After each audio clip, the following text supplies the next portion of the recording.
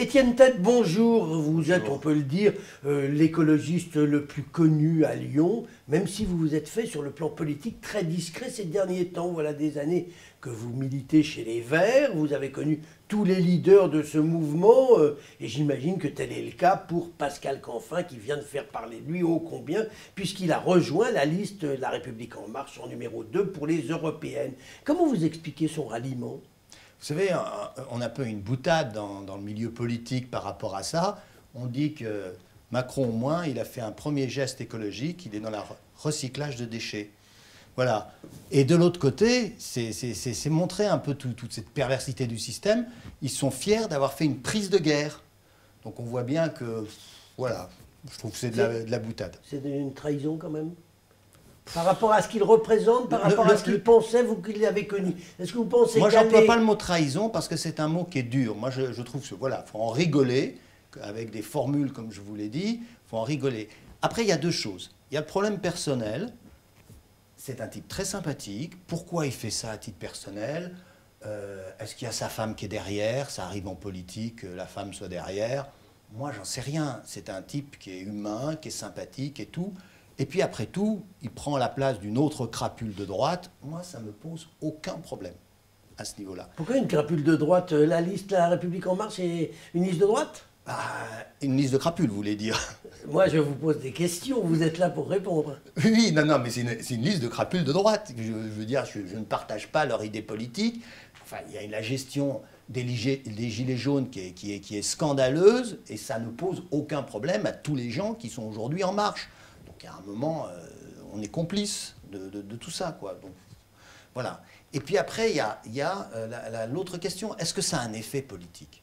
Moi, j'invite toujours un peu les citoyens à être raisonnables. Si on croit que de débaucher quelqu'un, ça change la politique, ça n'a jamais marché. Voilà. Et puis, expérimentalement, on a bien vu, enfin, quand Kouchner a rallié Sarkozy, est-ce qu'il y a eu un effet positif ? J'en sais rien.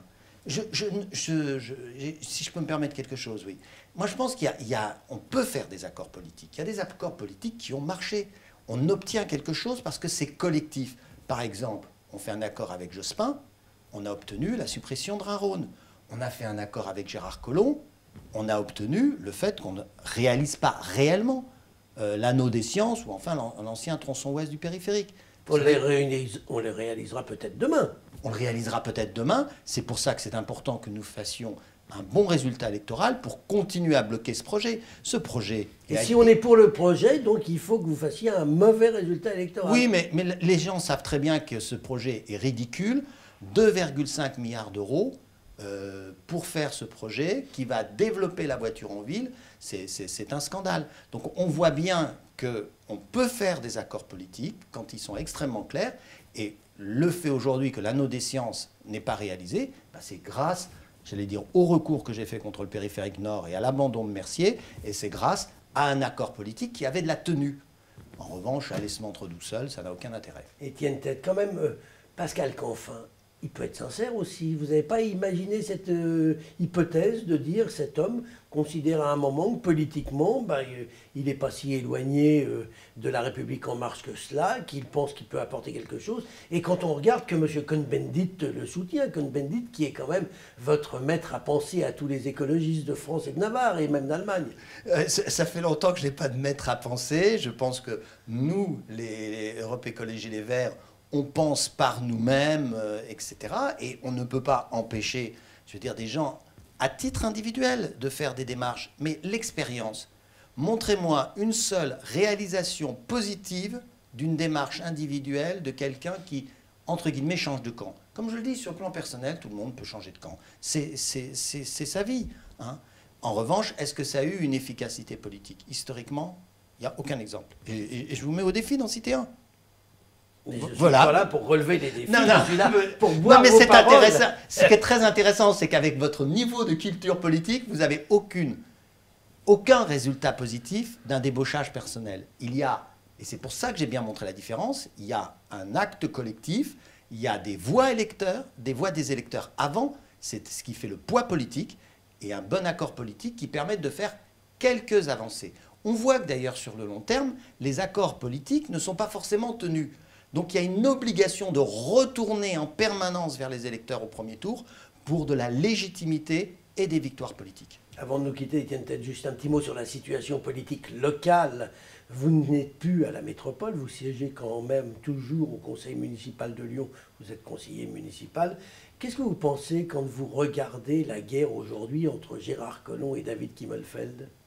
Ben, moi, je crois d'abord qu'il y a un premier problème de gestion humaine, c'est qu'autour de Gérard Collomb, la plupart de ses amis le lâchent. Alors, il a beaucoup travaillé, lui aussi, par le débauchage. Mais le problème, c'est quand on débauche quelqu'un, c'est normal que... Quand vous l'aviez rejoint, c'était du débauchage? Non, parce que c'était un accord politique. Il était collectif. Il n'y a aucun... Je veux dire, lorsqu'on fait un accord en 2001, il y a Gilles Bunat, il y a moi-même, et il y en a bien plein d'autres. J'ai cité les deux plus connus de l'époque. Mais c'était collectif, c'est pas individuel. Et quand on récupère quelqu'un individuellement, c'est-à-dire qu'il a fait de sa culture le changement de camp, c'est légitime qu'au bout d'un moment, il rechange de camp.